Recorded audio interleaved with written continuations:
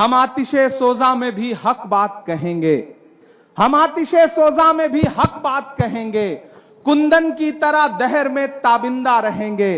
तारीख बताती है कि हर दौरे सितम में हम जिंदा थे, हम जिंदा हैं, हम जिंदा रहेंगे। जिस जिंदा दिली के लिए मुंबई जानी पहचानी जाती है, वो जिंदा दिली मुंबई में नजर आनी चाहिए, जिसके लिए हम लोग दूर से हमेशा ये सोचते हैं कि मुंबई एक जिंदा लोगों का शहर है, जिंदा दिल लोगों का शहर है। मेरे भाई, आज हम 138वां स्थापना दिवस मना रहे हैं और एक ऐसे मुश्किल दौर में स्थापना दिवस हम मना रहे हैं जब देश तमाम दुश्वारियों से घिरा हुआ है। दिल्ली की गद्दी पर बैठा हुआ हाकिम यह सोचता है कि देश जैसे वो चाहेगा उस तरह से चलेगा, देश उसकी मर्जी से चलेगा, जैसा वो आदेश कर देगा देश वैसे चलेगा। लेकिन एक तरफ अखिल भारतीय राष्ट्रीय कांग्रेस के वो लोग खड़े हैं जो ये कहते हैं कि नहीं, देश किसी तानाशाह की मर्जी से नहीं चलेगा, बल्कि देश डॉक्टर बाबा साहब भीमराव अंबेडकर के लिखे हुए संविधान से चलेगा, देश महात्मा गांधी के उसूलों से चलेगा, देश पंडित जवाहरलाल नेहरू के विचारों से चलेगा, देश मौलाना आजाद के ख्वाबों से चलेगा, देश उन तमाम स्वतंत्रता आंदोलन में अपनी कुर्बानियां देने वाले बुजुर्गों की सच्ची आत्माओं की जो ख्वाहिशें थी उससे चलेगा। मैं आपके बीच में खड़ा हूं, हम सब आज दिल्ली से आपके बीच इसलिए आए। दिल्ली में स्थापना दिवस का एक बड़ा कार्यक्रम था, लेकिन मुंबई कांग्रेस ने आज जो कोशिश की है, मैं उसके लिए मुंबई कांग्रेस को बधाई देता हूं कि आप एयरपोर्ट पर उतरिए और यहां तक आइए तो चारों तरफ सिर्फ और सिर्फ कांग्रेस के लहराते हुए झंडे हैं, पोस्टर है, बैनर है, जो यह बताता है कि कांग्रेस मुक्त भारत का सपना देखने वालों, यह सपना आपकी आंखों में हमेशा धरा का धरा रह जाएगा।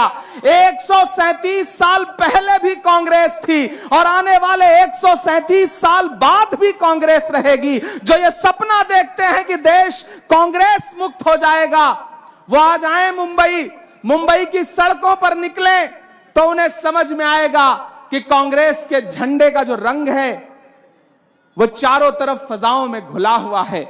मेरे भाई, हमारे पास 137 साल की विरासत है और अपने बुजुर्गों की विरासत का जश्न मनाना, अपने बुजुर्गों की विरासत पे बात करना, यह हमारी बुनियादी जिम्मेदारी है। याद करिए 1947 के वक्त का हिंदुस्तान, किन लम्हों में यह देश पंडित जवाहरलाल नेहरू जी को मिला था, महात्मा गांधी को मिला था, मौलाना आजाद को मिला था, बाबा साहेब को मिला था।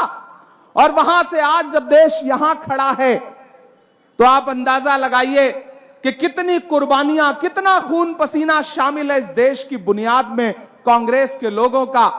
आज जब पार्लियामेंट में खड़े होकर के प्रधानमंत्री जी कहते हैं बताओ 70 साल में कांग्रेस ने क्या किया, मैं भी बैठा हुआ था उस दिन, तो आवाज आती है अपने भाषण में, हर भाषण में, बताओ कांग्रेस ने 70 साल में क्या किया।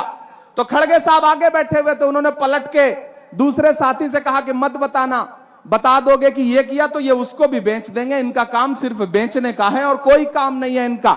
पिछले 70 साल में जो कुछ कांग्रेस ने किया है, पिछले 7 साल में, 7.5 साल में भारतीय जनता पार्टी ने सिर्फ और सिर्फ उन बुनियादी चीजों के बेचने के अलावा किया ही क्या है। कभी कैफी आजमी ने कहा था कि यह जमीन तब भी निगल लेने पर आमादा थी। कांग्रेस का जो पूरा इतिहास है उसे जब मैं देखता हूं, जब मैं महसूस करता हूं, तो मुझे अक्सर कैफी याद आते हैं कि यह जमीन तब भी निगल लेने पर आमादा थी, यह जमीन तब भी निगल लेने पर आमादा थी। पांव जब टूटती शाखों से उतारे हमने, उन मकानों को खबर है न मकीनों को खबर, उन दिनों की जो खलाओं में गुजारे हमने। हाथ ढलते गए सांचे में तो थकते कैसे, हाथ ढलते गए सांचे में तो थकते कैसे, नक्श के बाद नए नक्श निखारे हमने, कि ये दीवार बुलंद और बुलंद और बुलंद, बामोदर और जरा और संवारे हमने। आंधियां तोड़ लिया करती थी शम्मों की लवें, जड़ दिए इसलिए बिजली के सितारे हमने। आज की रात बहुत गर्म हवा चलती है, आज की रात ना फुटपाथ पे नींद आएगी, सब उठें, मैं भी उठूं, तुम भी उठो, तुम भी उठो, कोई खिड़की इसी दीवार में खुल जाएगी। मेरे भाई, जो ये सोचते हैं कि देश का सारा सिस्टम उनके कब्जे में है, जो ये सोचते थे कि कोई भी शख्स अब उनके सामने खड़ा नहीं हो सकता, लेकिन एक अकेले शख्स ने इस कड़कड़ाती ठंड में भी एक टी शर्ट और एक ट्राउजर में कन्याकुमारी से निकल के दिल्ली पहुंच करके यह बता दिया कि तानाशाही हुकूमतें कितनी भी ताकतवर क्यों ना हो जाएं, लेकिन कोई गांधी के रास्ते पे चलता हुआ जब आगे बढ़ता है तो बड़ी बड़ी हुकूमतों को डर जाना पड़ता है। मैं सलाम करूंगा अपने नेता राहुल गांधी जी को कि वो जब कन्याकुमारी से निकले तो हम सारे लोग इस बात के गवाह हैं, यहां बैठा हुआ हर नेता इस बात का गवाह है कि जिस तरह से वो कन्याकुमारी से चले तो सब सोचते थे कि कितना दिन चलेंगे, कितनी दूर चलेंगे, लेकिन याद करिए 4 दिन पहले जब वो दिल्ली में इंटर कर रहे थे तो पूरी की पूरी सरकार, प्रधानमंत्री समेत इस बौखलाहट में थे कि कैसे इनको दिल्ली में आने से रोका जाए। मेरे भाई, यह है हमारे नेता की ताकत, यह है राहुल गांधी की ताकत। मैं उनको सलाम करता हूं। भाषण आप बहुत सारा सुन रहे हैं, मैं चूंकि शायर हूं तो मैं कोशिश करूंगा कि मैं अपने लहजे में बात कर लूं। मैं एक नज्म आखिर में सुनाना चाहता हूं ताकि आप हमारे मेहमान खुसूसी का स्वागत करने के लिए तैयार हो जाएं, मुख्य अतिथि का स्वागत करने के लिए तैयार हो जाएं। बस आपसे छोटी सी गुजारिश है कि थोड़ी सी जिंदा दिली मुझे और आपकी चाहिए। इधर जो बाईं तरफ हमारे तमाम साथी बैठे हैं दूसरे स्टेज पे, मैं उनका भी स्वागत करता हूं। एक एक का नाम ले पाना बहुत मुश्किल रहेगा, लेकिन मेरे भाई ये लड़ाई बहुत बड़ी है और इस लड़ाई में हमें एक एक शख्स को जोड़ करके आगे बढ़ना है, तब जाकर के हम इस लड़ाई पर उनका मुकाबला कर पाएंगे। मैं एक बहुत छोटी सी नज्म आपको सुनाता हूं। आज रास्ते में आते आते जो नज्म हुई है वो नज्म आपको सुनाऊंगा। वो एक शख्स जिसका पोस्टर लगा हुआ है, जिसका कटआउट खड़ा है, जिसका नाम है राहुल गांधी। मैं यात्रा में चल रहा था तो केरल में किसी पत्रकार ने मुझसे कहा कि इमरान साहब, आप राहुल गांधी जी के साथ चल रहे हैं, कैसा महसूस कर रहे हैं? तो मेरे जवाब को अपना जवाब समझना। मैंने कहा कि अगर मैं महात्मा गांधी के दौर में पैदा हुआ होता तो अंग्रेजों के खिलाफ उनके साथ भी पैदल चल रहा होता। मेरी खुशनसीबी है कि मैं इस दौर के गांधी के साथ पैदा हुआ हूं, मैं राहुल गांधी के साथ पैदा हुआ हूं, तो नए अंग्रेजों के खिलाफ उनके साथ कदम से कदम मिलाकर के पैदल चल रहा हूं, देश को जोड़ने के लिए अपने पांव के छालों की परवाह किए बगैर मैं चल रहा हूं। तो मैं आपको एक नज्म सुनाता हूं। यहां नगमा जी बैठी हुई हैं, हमारे माइनॉरिटी डिपार्टमेंट के स्टेट चेयरमैन हाजी बब्बू साहब बैठे हैं, प्रभारी अहमद साहब बैठे हुए हैं। मैं सबको जोड़ करके एक नज्म आपको सुनाता हूं। कि हिंदू मुस्लिम सिख ईसाई सबका प्यारा राहुल भाई। मुझे लगना चाहिए कि मैं मुंबई में खड़ा हूं और आप उसी जिंदा दिली के साथ सुन भी रहे हैं, इधर से लेकर के वहां तक, पीछे तक। कि हिंदू मुस्लिम सिख ईसाई सबका प्यारा राहुल भाई, जो इंसानों को इंसानों से जोड़ रहा है पुल की तरह। जो समाज टूटा है, जो बंटा हुआ है, ये जो कोशिश है, ये जो नारा है कि नफरत छोड़ो भारत जोड़ो, उसे मैं नज्म में पिरोने की कोशिश करता हूं। कि हिंदू मुस्लिम सिख ईसाई सबका प्यारा राहुल भाई, इंसानों को जो इंसानों से जोड़ रहा है पुल की तरह, अपनी धुन में हंसता गाता, अपनी धुन में हंसता गाता, जो निकला है बुलबुल की तरह, जो निकला है बुलबुल की तरह।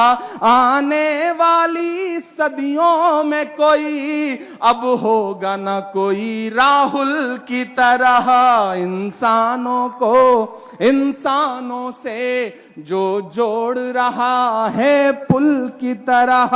आने वाली सदियों में कोई अब होगा नहीं राहुल की तरह। हिंदू मुस्लिम सिख ईसाई सबका प्यारा राहुल भाई। के नफरत के सभी तूफानों का रुख पीछे मोड़ते जाएंगे। हम भारत जोड़ने निकले हैं, हम भारत जोड़ते जाएंगे। नफरत के सभी तूफानों का रुख पीछे मोड़ते जाएंगे। पहला बंद पढ़ता हूं इस नज्म का कि चाहे गोरे हैं या काले हैं, सीनों में दर्द संभाले हैं। पैरों में भले ही छाले हैं, पर हम नहीं रुकने वाले हैं। होठों पे सभी के एक नारा, होठों पे सभी के एक नारा, और सबके दिलों में एक लगन। आबाद रहे ये अपना वतन, जिंदाबाद रहे ये अपना वतन।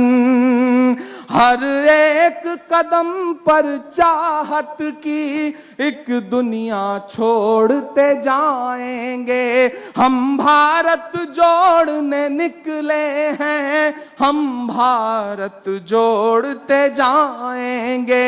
नफरत के सभी तूफानों को।